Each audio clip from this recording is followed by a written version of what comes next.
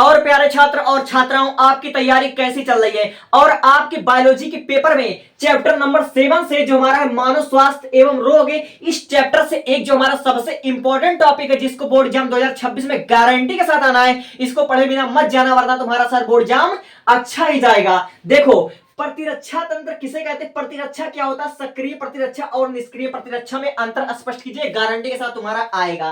ठीक है, तो एक बार मैं पहले इसको पढ़कर सुना देता हूं, फिर उसके बाद आपको ऐसा समझाऊंगा कि एक बार आपके दिमाग में फीड हो जाएगा।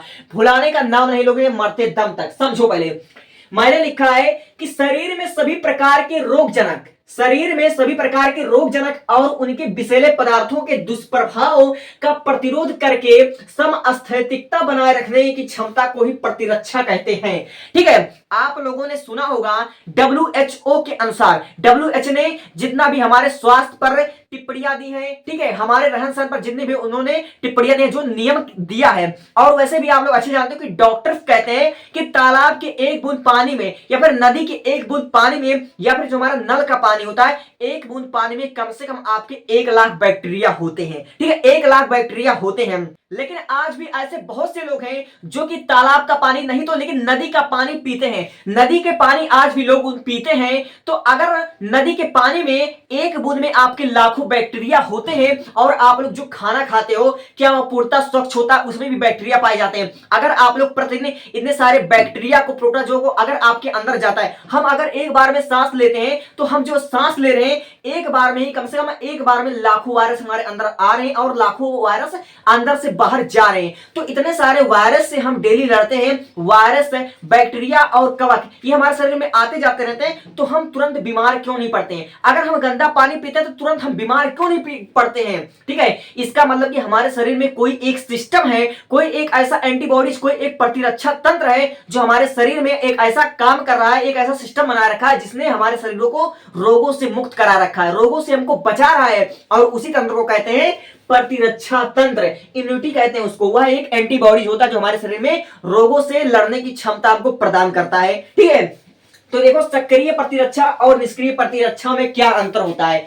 सबसे पहले यहां पर लिखा है कि शरीर की अपनी कोशिकाएं संक्रमण के प्रति एंटीबॉडीज विकसित करती हैं। ठीक है, हमने लिखा कि शरीर की अपनी कोशिकाएं संक्रमण के प्रति एंटीबॉडीज विकसित करती हैं, यानी कि सक्रिय जो हमारा सक्रिय प्रतिरक्षा होता है, इसमें क्या होता है, हमारे शरीर की जो कोशिकाएं होती है वह रोगों से लड़ने के लिए, ठीक है, वह जीवाणु से, विषाणु से, बैक्टीरिया से, प्रोटोजोआ से लड़ने के लिए खुद अपने शरीर में, खुद हमारे शरीर के अंदर एंटीबॉडीज को बनाने लगती हैं। ठीक है, सक्रिय, हमारा सक्रिय प्रतिरक्षा तंत्र में, जैसे हमारे लार में क्या पाया, हमारे लार में पाया जाता है लाइपेज पाया जाता है। ठीक है, और फिर उसके बाद हमारे आमाशय में भी एक अम्ल पाया जाता है जो भोजन के कीटाणु को नष्ट करके हमें रोगों से बचाता है। और इसमें देखो निष्क्रिय प्रतिरक्षा, ठीक है, इसमें अन्य जीवों के शरीर में से विकसित एंटीबॉडीज के प्रभाव को समाप्त करने के लिए दूसरे जीव के शरीर में डाल दिया जाता है। यानी कि इसमें जो एंटीबॉडीज होती है वह दूसरे जीवों के शरीर से एंटीबॉडीज को निकाल करके किसी और के शरीर में ट्रांसपोर्ट कर दिया जाता है। ठीक है, यानी कि दूसरे के शरीर में से एंटीबॉडीज को निकाल करके किसी और के शरीर में इसको डाल दिया जाता है। समझे, ये होता है हमारा निष्क्रिय प्रतिरक्षा में।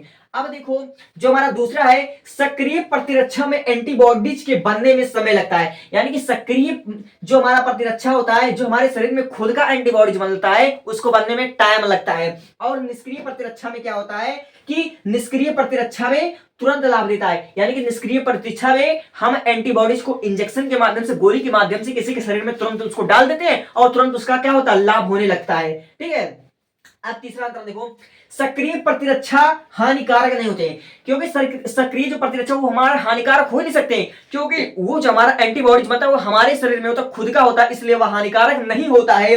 अब इधर निष्क्रिय प्रतिरक्षा में देखिए, शरीर द्वारा वह एंटीबॉडीज के प्रति अक्रिय करके समाप्त करने की संभावना होती है। यानी कि जो हमारा निष्क्रिय प्रतिरक्षा होता है वह हमारा हानिकारक होता है, क्योंकि यह दूसरे के शरीर का एंटीबॉडीज ली हुई है, इसलिए यह हमारे शरीर के लिए हानिकारक हो सकता है, यह लाभदायक नहीं होगा। अब देखो सक्रिय प्रतिरक्षा चिरस्थायी होती है। यानी कि सक्रिय प्रतिरक्षा चिरस्थायी होती है कि लंबे समय तक टिकने वाली होती है, क्योंकि हमारे पास शरीर की खुद की प्रतिरक्षा, खुद की एंटीबॉडीज होती है। और जो हमारा ये होता है, इसमें निष्क्रिय प्रतिरक्षा में ये चिरस्थायी नहीं होते, यानी कि यह लंबे समय तक नहीं टिकते।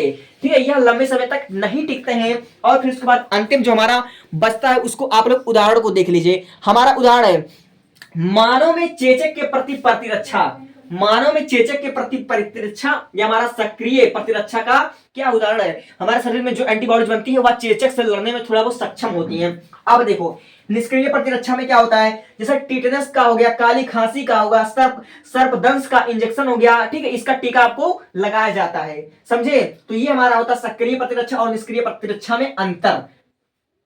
Thank you, thanks for watching.